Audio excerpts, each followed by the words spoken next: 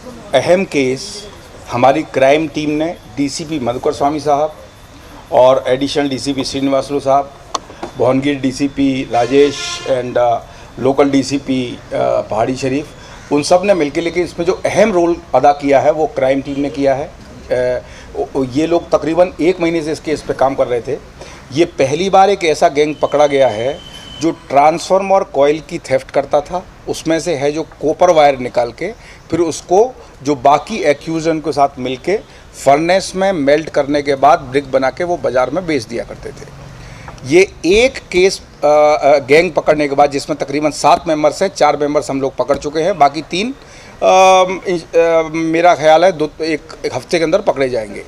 इनमें से एक यूपी का है, एक उड़ीसा का है, बाकी भी है, 1-2 लोग लोकल भी हैं। लेकिन इसमें ख़ास बात ये है कि ये लोग अभी तक तकरीबन 173 केसेस में इन्वॉल्व हैं। अभी तक 306 ट्रांसफार्मर्स को तोड़ के उनकी कॉपर चुरा चुके हैं। इस रिगार्डिंग में एक बात मुताल्लिक आपको बताना चाहता हूं कि एक ट्रांसफार्मर कॉइल की थेफ्ट करने के बाद इनको 50,000 से लेके 1 लाख तक की प्रॉपर्टी इनको मिलती है, लेकिन इलेक्ट्रिसिटी डिपार्टमेंट का और पब्लिक का लाखों का नुकसान होता है। वो ट्रांसफार्मर का जब ये पहले इनका तरीका क्या था काम करने का कि पहले ये वहाँ पे एक मोटरसाइकिल जो इसी प्रॉपर्टी से इन्होंने ख़रीदी थी उससे पल्सर बाइक से जाके ये रेकी करते थे, मतलब वहाँ पे ऑब्जर्वेशन करते थे कि कौन सा ऐसा ट्रांसफार्मर है और किस टाइम पे लोगों का आना जाना वहाँ पे कम रहता है। वो करने के बाद में 4 या 5 लोग वहाँ से जाते थे। एक आदमी की ड्यूटी होती थी कि वो जो उस तरफ आने वाला रास्ता है उसके वहाँ पर रह के खड़ा रहता था और अगर कोई आ रहा है तो इत्तला कर देता था। उसके बाद ये लोग इस टूल को यूज़ करके पहले 2 वायर को टच करने के बाद में उसको फेंक के 2 वायर टच होने के बाद में ट्रांसफार्मर को ट्रिप कर देते थे, यानी कि इलेक्ट्रिसिटी उस एरिया से चली जाएगी। ट्रांसफार्मर अब पैसिव स्टेट में आ गया। उसके बाद इस टूल की मदद से जो उन्होंने खुद बनाए हैं, आप देखिए ये कोई मार्केट में मिलने वाला टूल नहीं है, तो इससे जो है वो ट्रांसफार्मर के बीच का जो कॉइल बॉक्स रहता है उसमें कॉइल रहती है और ऑयल होता है, जो मेन पार्ट है ट्रांसफार्मर का, उसको तोड़ने के बाद पूरे ऑयल को निकाल के और जो कॉइल आप देख रहे हैं उन कॉइल को लेके ये लोग मार्केट में बेचते थे और उससे इनको पैसा मिलता था। उससे इन्होंने एक गाड़ी वाड़ी खरीदी। तो इसमें एक अहम बात यह है, पहली बात तो कि इसमें 1 और 2 एक्यूज्ड ऐसे हैं जो अभी तक कभी 173 केस में होने के बावजूद नहीं पकड़े गए। टोटल अभी तक जो जानकारी में आया है, इन्होंने 306 ट्रांसफार्मर इसी तरीके से बर्बाद किए हैं। अब आप सोचिए कि 300 ट्रांसफार्मर कभी फसल के टाइम पे, क्रॉपिंग के टाइम पे, जब उस वक्त फसल बोने का समय है, तो उससे आवाम को कितना नुकसान, खासतौर से हमारे फार्मर्स को कितना नुकसान हुआ होगा।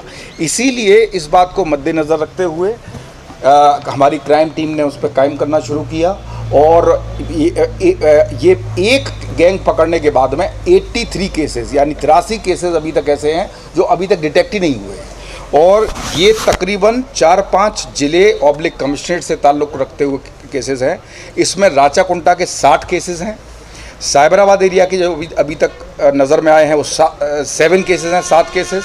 विकाराबाद ज़िले में ये लोग 68 केसेस 68 केसेस में हैं। संगारेड्डी में 20 केसेस में हैं। सिद्दीपेट 8 और नालगोंडा 10।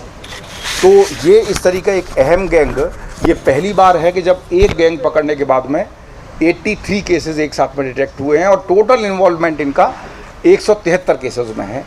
इसमें ये जो सहदेव था इसकी खास ये थी कि ये थोड़ा सा टेक्निकल नो हाउ मालूम था।